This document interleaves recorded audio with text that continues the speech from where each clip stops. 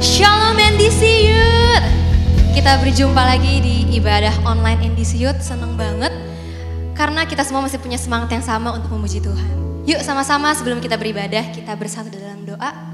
Terima kasih Tuhan Yesus, terima kasih untuk cinta-Mu yang selalu mengalir bagi setiap kami Tuhan. Kami bersyukur karena sore hari ini kami masih memiliki kesempatan yang istimewa untuk boleh merasakan hadirat-Mu Tuhan. Kami bawa hati kami Tuhan, kami buka hati kami selebar-lebarnya untuk menerima lawatan-Mu. Kami mau angkat suara kami bersorak-sorai bagi nama-Mu Tuhan. Dan biarlah setiap puji dan sembah kami berkenan di hati-Mu dan boleh menyenangkan hati-Mu. Sama-sama yang semangat dan antusias untuk memuji Tuhan, kita katakan amin. Come on NDC Youth, sama-sama kita bersorak-sorai bagi nama Tuhan. Tepuk tangan sama-sama yuk di atas kepala.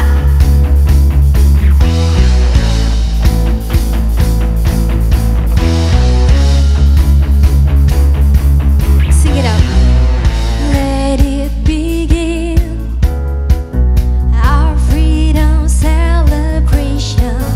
We'll dance and sing. There's a Holy Ghost party that never stops. Arise, in your praise my soul delights. Shine, my dance anthem, it's your love. Sing it again, our God reigns. We lift our praise unto your name again. All around the world we'll sing. Sing it again, our God reigns. He told our dead hearts how to beat again. All around the world we'll sing.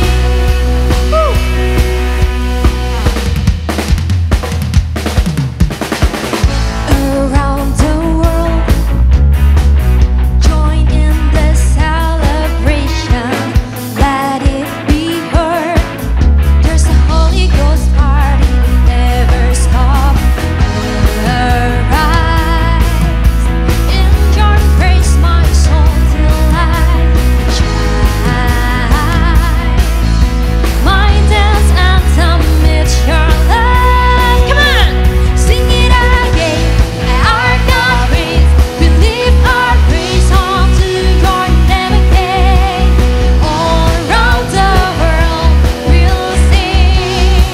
Oh yeah, sing it again. Our God reigns.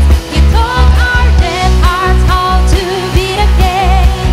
All around the world we'll sing. Every tribe and nation, come and join the celebration. Every heart and generation, sing, let it begin, let it begin. Every tribe and nation, come and join the celebration. Every heart and generation, sing, let it begin, let it begin. Let the music praise Him. Come on, clap your hands.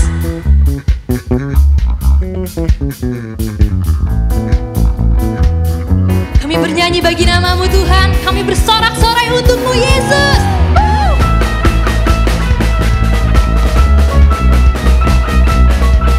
Haleluya.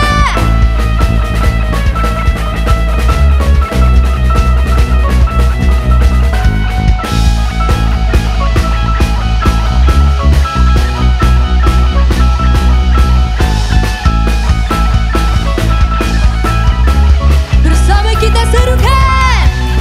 Sing it again, our God reigns. We lift our praise unto your name again. All around the world we'll sing. Sing it again, our God reigns. He told our dead hearts how to beat again. All around the world we'll sing. Haleluya, berikan sorak-sorai bagi Tuhan. Dengan lebih semangat sama-sama kita mau bernyanyi lebih lagi buat Tuhan kita. Kau Tuhan kami yang hebat, Kau gunung batu kami Tuhan.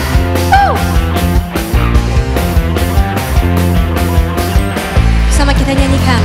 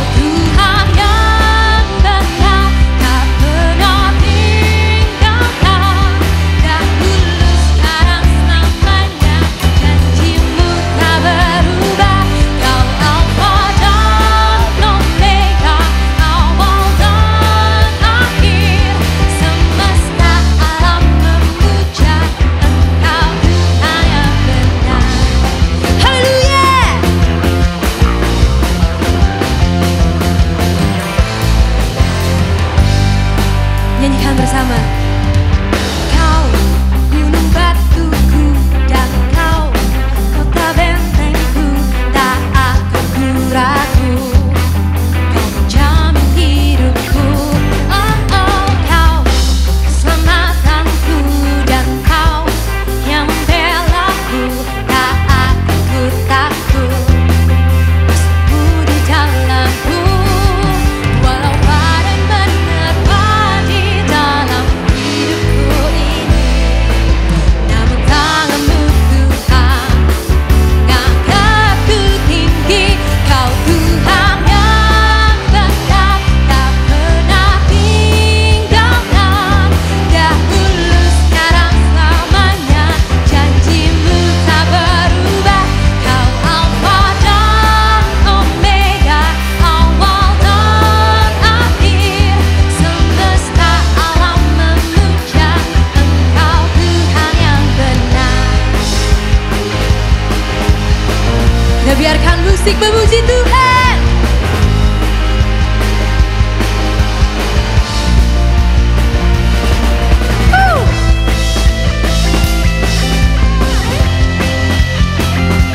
Kaulah Tuhan kami yang hebat, Kau Tuhan kami yang benar. Walau badai menerpa di dalam hidupku ini, namun tanganmu Tuhan mengangkatku tinggi. Kau Tuhan yang benar, tak pernah tinggalkan.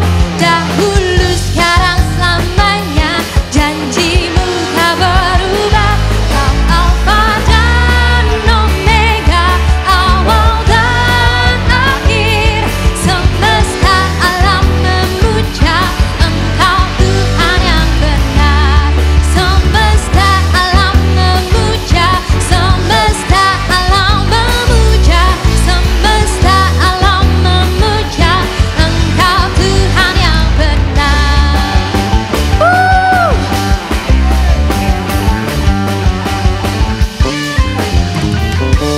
Berikan sorak-sorai yang terbaik bagi Tuhan. Haleluya. Kau hebat Tuhan. Bersama kita mau siapkan hati untuk mendengar firman Tuhan.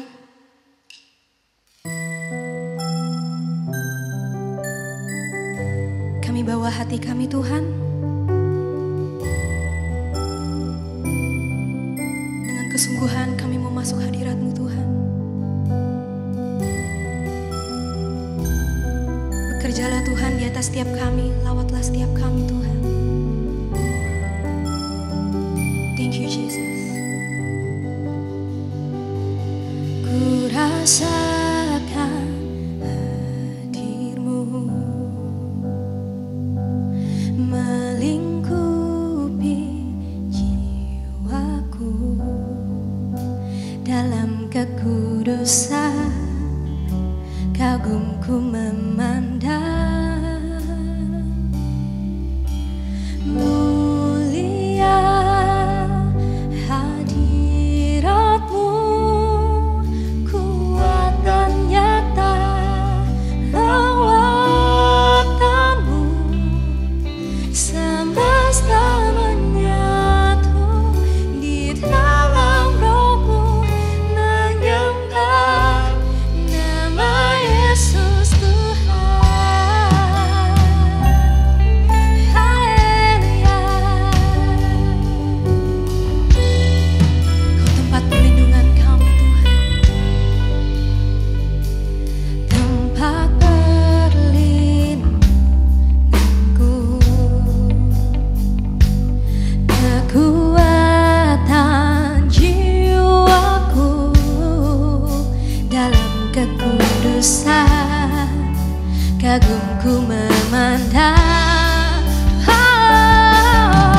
Mulia hadirat-Mu, kuat dan nyata lawatan-Mu.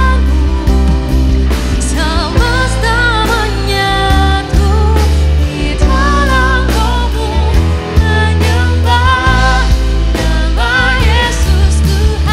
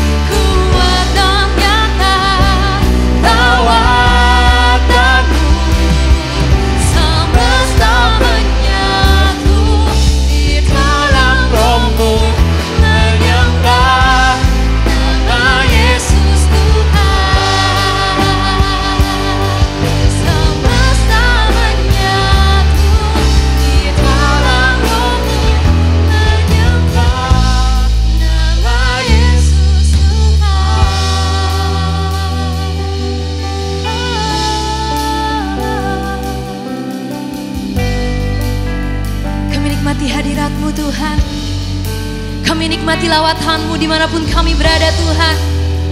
Kami tahu Kau bekerja Tuhan. Kami tahu Roh Kudus-Mu tercurah atas setiap kami Tuhan.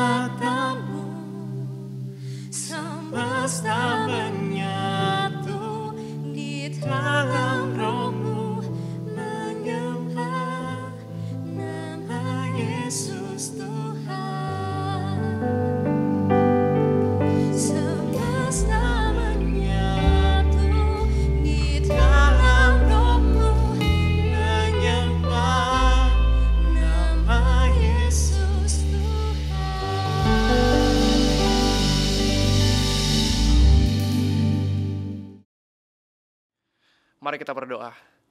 Tuhan Yesus, terima kasih Tuhan Yesus karena Engkau begitu baik dalam hidup kami.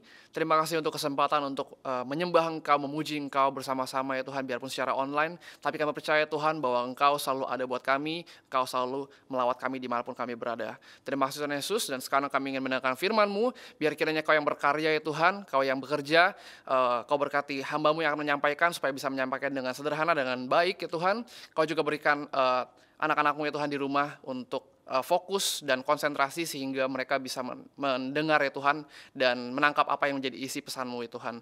Terima kasih Tuhan Yesus, kami telah berdoa dan mengucap syukur. Haleluya. Amin. Halo semuanya, apa kabar? So glad to be here. Aku senang banget bisa ketemu sama kalian lagi di NDC Youth Online Service. Dan aku harap kalian dalam keadaan yang baik dan sehat. Kita bersyukur ya, situasi dan keadaan sekarang di Indonesia udah berangsur-angsur membaik. Dan hopefully kita bisa kembali beribadah secara onsite dalam waktu yang dekat. Amin. Oke, hari ini adalah pembahasan terakhir kita di bulan ini untuk tema I have a question. Pertanyaan yang akan kita bahas hari ini adalah, why are Christians hypocrites? Mengapa orang Kristen munafik? Wow, ini pertanyaannya keras ya, pertanyaannya cukup nonjok gitu kan ya. Cukup judging gitu kan. Nah, pertama kita bahas dulu, apa sih arti kata munafik? Dalam KBBI, munafik artinya berpura-pura percaya atau setia kepada agama dan sebagainya, tetapi sebenarnya dalam hatinya tidak. Suka atau selalu mengatakan sesuatu yang tidak sesuai dengan perbuatannya, bermuka dua. Oke, itu adalah arti dari munafik. Muka dua lah, nggak sesuai dari perkataan dan perbuatannya. Dan biasanya mereka berpura-pura percaya atau setia kepada agama dan sebagainya, tapi sebenarnya dalam hati yang enggak sebenarnya gitu. Kenapa bisa ada pertanyaan ini? Mungkin banyak orang yang dikecewakan sama orang Kristen. Orang-orang yang di luar Kristen mungkin banyak yang dikecewakan sama orang Kristen. Mungkin ada yang bilang, tiap minggu doang rajin ke gereja, tapi di hari lain kerjaannya nipu orang. Apaan tuh orang Kristen kayak begitu? Nah, atau misalnya, rajin pelayanan tiap minggu, tapi ternyata tiap hari ngomongnya kasar. Tiap hari ngomongnya yang negatif-negatif, dan sebagainya. Bener nggak sih semua orang Kristen munafik? Mari kita bahas satu-satu poin-poinnya ya. Oke, pembahasan pertama yang aku pengen sampaikan adalah, stop generalizing. Stop generalizing. Gak semua orang Kristen itu hypocrites, gak semua orang Kristen itu munafik, gak semuanya. Ya memang ada orang-orang yang datang rajin ke gereja, mengaku percaya, mengikuti Yesus, tapi bukan benar-benar orang percaya. Seperti ahli Taurat dan orang Farisi di zamannya Yesus. Kita bisa sama-sama baca yuk di Matius 23 ayat 27 sampai 28. Celakalah kamu, hai ahli-ahli Taurat dan orang-orang Farisi.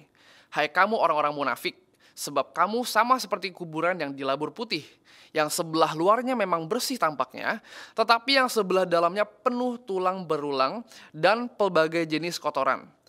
Demikian jugalah kamu, di sebelah luar kamu tampaknya benar di mata orang, tetapi di sebelah dalam kamu penuh kemunafikan dan kedurjanaan. Jadi dari zaman dulu udah ada nih guys, orang Farisi dan ahli Taurat yang Tuhan katakan munafik gitu kan. Orang-orang yang menguasai Alkitab secara teori, rajin, pelayanan, dan sebagainya. Di luar seperti orang yang benar-benar taat. Tapi ternyata semuanya di dalam hati itu cuma pura-pura gitu loh. Dia cuma mengambil keuntungan dari pengetahuan mereka tentang Alkitab, mengambil keuntungan dari apa yang orang lihat terhadap orang-orang yang rajin ke gereja dan rajin beribadah gitu. Memang ada orang-orang seperti ini, tapi bukan berarti kelakuan sebagian anggota mencerminkan semua orang dalam kelompok itu. Bener nggak? Aku ulang ya. Bukan berarti kelakuan sebagian anggota itu mencerminkan semua orang di dalam kelompok itu. Misalnya nih, kita makan buah duku sekeranjang pas Imlek nih sama keluarga. Biasanya kan banyak buah-buahan tuh kan. Nah, biasanya tuh duku selalu ada tuh kalau keluarga aku gitu. Buah duku, buah lengkeng ya? Ya, either way lah sama aja. Nah, jadi kan sekeranjang tuh biasanya kan sekeranjang, terus kemudian kita makan satu-satu gitu kan. Emang sih ketika kita lagi makan, oh enak, terus tiba-tiba di tengah-tengah bisa ketemu satu yang udah busuk. Aduh pahit, buang, oke. Makan lagi enak, manis, terus kemudian tiba-tiba ketemu lagi yang pahit dan segala macamnya gitu. Nah, tapi kalaupun kita nemu satu atau beberapa buah yang busuk, bukan berarti sekeranjang itu busuk semua kan. Tetap ada yang bisa kita makan dengan enak dan manis. Gitu. Sama aja, andai kita lagi ada dalam satu ruangan dengan 10 orang. Lalu kita lihat salah satunya suka nyolong. Apakah itu berarti 9 lainnya tukang nyolong semua? Enggak dong. Kita nggak bisa mengeneralisasikan karakter satu orang menjadi karakter sekelompok orang. Setiap orang pasti punya karakter yang berbeda-beda, termasuk orang Kristen. Gitu. Jadi stop generalizing, gak adil buat orang yang sebenarnya baik, kemudian dia menerima label munafik atau label yang lain-lain, hanya karena perbuatan orang lain yang beragama sama atau berkelompok yang sama, melakukan kesalahan gitu loh. Ya memang orang itu salah, tapi kan kesalahan dia gak apply ke kita dong, gak apply ke orang lain gitu loh yang baik gitu. Coba keadaan dibalik deh. Kita dituduh tukang bohong hanya karena teman kita ketahuan bohong di kelas. Kita dituduh nyontek padahal orang sebelah kita doang yang nyontek. Cuman karena kita semeja doang tuh kita kena masalah juga, kena dituduh juga sama guru kita dan sebagainya. Itu bukan sesuatu yang adil. Karena setiap orang punya free will, setiap orang punya keputusan mereka untuk berbuat sendiri-sendiri, ya kan? Ketika dia berbuat satu hal yang salah, bukan berarti sebelahnya itu salah. Oke? Jadi stop generalizing. Kalau kita dalam keadaan itu pun kita pasti kesel kan, dituduh padahal bukan salah kita gitu loh. Kita nggak bisa menilai kekristenan hanya dari kelakuan buruk beberapa orang saja. Kekristenan itu secara keseluruhan itu harus dievaluasi, harus dinilai dari kehidupan Yesus dan ajaran Alkitab. Seperti itu. Alkitab pasti mengajarkan hal yang baik. Pasti dong, ya kan? Karena itu adalah emang firman dari Tuhan sendiri. Tapi ketika ada satu, dua, atau beberapa banyak orang, sebagian orang dari orang Kristen yang melakukan kesalahan, dia melakukan dosa dan segala macamnya, bukan berarti semua orang melakukan dosa yang sama. Enggak. Satu orang munafik enggak berarti 10-10-nya munafik. Oke? Cukup jelas sampai sini ya. Pokoknya kita mesti stop untuk mengeneralisasikan setiap orang sebagai karakter satu orang gitu. Kita nggak bisa mengeneralisasikan karakter satu orang menjadi karakter sekelompok orang. Itu nggak adil. Oke, itu poin yang pertama. Poin yang kedua, are you one of them? Apakah kamu salah satu dari mereka? Oke, sebelum kita pointing fingers at other people, bilang mereka munafik, bilang mereka tukang nyolong, bilang mereka apa segala macamnya. Kita harus selalu ingat bahwa ada 3 jari lain yang menuju ke arah kita. Jadi setiap kali kita menunjuk orang lain, selalu lihat dulu ke diri kita sendiri. Kita mesti evaluasi diri kita sendiri. Pastikan bahwa kita sendiri bukan orang-orang yang seperti mereka. Oke? Ada cerita dari tokoh besar di agama lain. Kalian pasti tahu lah, nama orang ini adalah Mahatma Gandhi. Mahatma Gandhi, biarpun bukan seorang Kristen ya, tapi dia adalah orang yang suka membaca Alkitab. Dia suka banget baca Alkitab, dia suka ajaran Kristen, dan dia juga secara vokal bilang bahwa dia setuju sama ajarannya Kristen. Tetapi dia kesel sama orang Kristen yang suka ngadu-ngadu kecerdasan spiritual mereka sama orang di sekitarnya. Ibaratnya orang-orang yang, dia tahu banyak soal kitab, dia tahu banyak soal firman, terus kemudian dia ngadu kecerdasan sama orang sekitarnya, menunjukkan bahwa dia tuh, gue lebih pintar nih soal kitab. Gitu loh, intinya gitu. Gandhi sering menyaksikan sendiri orang Kristen berdebat-debat yang gak perlu. Seakan kepintaran soal agama adalah yang terpenting.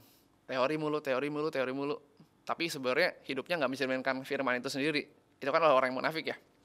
Akhirnya perdebatan seperti inilah yang malah bikin jadi pertengkaran. Dan inilah yang kita nggak boleh sampai lakukan. Gitu. Ini jangan sampai kita lakukan. Di 2 Korintus 2 ayat 17 dibilang seperti ini. Sebab kami tidak sama dengan banyak orang lain yang mencari keuntungan dari firman Allah. Sebaliknya, dalam Kristus kami berbicara sebagaimana mestinya dengan maksud-maksud murni atas perintah Allah dan di hadapannya. Pengetahuan tentang Alkitab itu bukan untuk adu cerdas atau pamer kepintaran, tapi untuk membawa kita dan orang lain di sekitar kita untuk lebih kenal sama Tuhan, untuk mengikuti arahannya Tuhan. Mungkin kamu berpikir ketika kamu lagi nyombong nih kan, lagi pamer gitu kan, gua tahu nggak sih di Korintus ini dibilang seperti ini, tahu nggak sih di Matius ini bilang seperti ini ke orang lain, dan berdebat gitu sama orang lain ya. Bukan berarti nggak boleh nginjil ya, tapi menginjil dengan sikap yang salah itu yang salah gitu. Mungkin kamu berpikir kamu sedang membawa orang untuk kenal sama Tuhan melalui metode ini gitu. Tapi sebenarnya bisa jadi kamu malah jadi batu sandungan karena menginjilnya tidak dengan sikap hati yang tepat gitu. Ketika kita punya sikap hati yang tepat, kita tulus dalam mengajak, menginjili teman-teman kita, orang-orang sekitar kita untuk mengikut Tuhan. Gitu loh. Jangan sampai tujuannya cuma untuk pamer. Jangan sampai tujuannya hanya untuk adu cerdas doang gitu. Gue pintar nih gitu. Itu udah salah. Sikap hati yang benar adalah ketika kita benar-benar punya kerinduan untuk membawa mereka kepada Tuhan. Itu sikap hati yang benar ketika kita menginjil gitu loh. Bukan hanya itu, kita bisa jadi adalah seorang yang munafik ketika kita hidup dan perbuatan kita tidak mencerminkan apa yang kita percaya atau kita katakan. Perbuatan dan kata-kata itu berbanding terbalik. Apa yang kita percaya, apa yang kita pelajari, yang kita masukkan ke dalam hati kita, itu berbeda dengan apa yang kita buat. Gitu. Kita bilang kita mengasihi Tuhan, tapi setiap hari kita masih bohong sama orang tua. Bilang mengasihi Tuhan, tapi masih malas-malasan ibadah dan berdoa. Baca Alkitab. Bilang kita mengasihi Tuhan, tapi kita masih berlaku kasar sama teman-teman kita. Itu adalah kemunafikan. Itu adalah hypocrisy. 1 Yohanes 1 ayat 6 dibilang, jika kita katakan bahwa kita beroleh persekutuan dengan Dia, namun kita hidup di dalam kegelapan, kita berdusta dan kita tidak melakukan kebenaran. Kita tidak melakukan kebenaran. Ketika kita bilang kita bersekutu sama Tuhan, kita punya hubungan sama Tuhan, tapi kita hidup di dalam kegelapan, kita masih melakukan hal-hal yang tidak baik, hal-hal yang negatif. Itu adalah sebuah kemunafikan. Aku tahu kok semua orang pasti bisa berdosa. Pasti semua orang punya dosanya masing-masing. Tapi kita harus terus berusaha untuk lebih lagi dekat sama Tuhan. Kita harus meminta ampun sama Tuhan. Dan kita harus sadari bahwa itu semua salah gitu loh. Jangan malah dwell in it gitu. Kita harus memastikan hidup kita mencerminkan apa yang benar-benar kita percayai dan apa adanya. Gak ada kepura-puraan. Jangan sampai kita seperti orang Farisi. Mereka tahu banyak, mereka bisa bilang ini dan itu tentang Alkitab, mereka tahu banyak pengetahuan tentang firman, tapi hidup mereka tidak mencerminkan itu. Seperti itu. Matius 23 ayat 13. Celakalah kamu, hai ahli-ahli Taurat dan orang-orang Farisi, hai kamu orang-orang munafik, karena kamu menutup pintu-pintu kerajaan sorga di depan orang, sebab kamu sendiri tidak masuk dan kamu merintangi mereka yang berusaha untuk masuk. Lihat, di ayat Alkitab ini dikatakan bahwa kamu menutup pintu-pintu kerajaan sorga di depan orang, sebab kamu sendiri tidak masuk dan merintangi mereka yang berusaha untuk masuk. Artinya, kemunafikan kita, kepura-puraan kita, muka duanya kita itu menghalangi orang-orang sekitar kita untuk mengenal Tuhan. Kita jadi batu sandungan. Gitu. Di ayat tersebut bahkan Allah bilang, barang siapa menjadi orang munafik dan bermuka dua, ini akan menjadi orang yang celaka. Ya kan? Allah sangat benci sama perilaku yang demikian, teman-teman semua. Oleh karena itu jangan sampai kita melakukan hal tersebut dalam kehidupan kita. Ayat Alkitab tentang orang bermuka dua udah sangat jelas dalam hal ini. Yaitu sikap munafik, sikap yang seperti ini, muka dua ini harus dihindari dan bisa mendatangkan celaka dari Allah. Jika nggak pengen Allah marah dan murka sama kita, maka sebaiknya kita usahakan untuk hidup sesuai dengan kehendaknya Tuhan. Betul nggak? Dengan cara apa? Kita bersekutu dengan Roh Kudus, kita hidup berkenan sama Tuhan, kita rajin beribadah, kita rajin berdoa sama Tuhan, rajin baca Alkitab, mengenal Dia lebih lagi, dan pastinya sama orang lain di sekitar kita, itu kita berlaku dengan kasih. Karena kasih itulah inti dari ajaran Kristus. Percuma kita belajar banyak hal tentang firman, kita tahu banyak hal, tapi kita nggak mencerminkan kasih itu kepada orang-orang sekitar kita. Gitu. Dan akhirnya ketika kita bisa melakukan itu, kita bisa membawa kasih yang udah kita pelajari dari Alkitab, dari Tuhan kepada orang sekitar kita, maka kita bisa membawa diri kita dan orang sekitar kita makin dekat sama Tuhan dan menyenangkan hatinya Tuhan. Seperti itu. Oke, last quote for today. Sometimes the advice you tell other people is the advice you need to follow. Kadang-kadang nasihat yang kita berikan kepada orang lain, itulah nasihat yang sebenarnya kita perlukan juga. Gitu. Stop generalizing. Kita nggak bisa menilai semua orang Kristen berdasarkan kesalahan beberapa anggotanya aja. Dan kita juga harus evaluasi diri kita sendiri. Are we one of them? Pastikan setiap tindakan, pikiran, perkataan kita, perbuatan kita sejalan sama apa yang kita percayai dan apa yang kita sudah pelajari dari Tuhan. Yaitu kasih. Apakah kita sudah menjalankan apa yang Tuhan mau dalam hidup kita?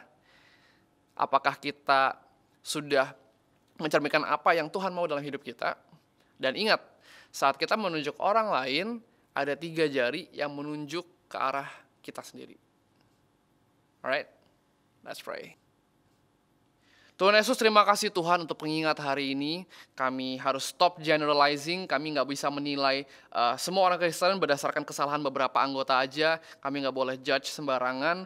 Dan kami juga harus evaluasi diri kami sendiri, karena kami sadar Tuhan ketika kami menunjuk orang lain ya Tuhan, ada 3 jari lain yang menunjuk ke arah kita ya Tuhan. Kami harus memastikan ya Tuhan bahwa setiap tindakan, pikiran, perkataan kami, perbuatan kami, itu sejalan dengan apa yang telah kami pelajari dari Engkau ya Tuhan. Yaitu mencerminkan kasih-Mu ya Tuhan, memuliakan nama-Mu. Terima kasih Tuhan Yesus, terima kasih Roh Kudus. Kami percaya Tuhan bahwa hari ini kami belajar sesuatu dan kami ingin menerapkannya dalam hidup kami.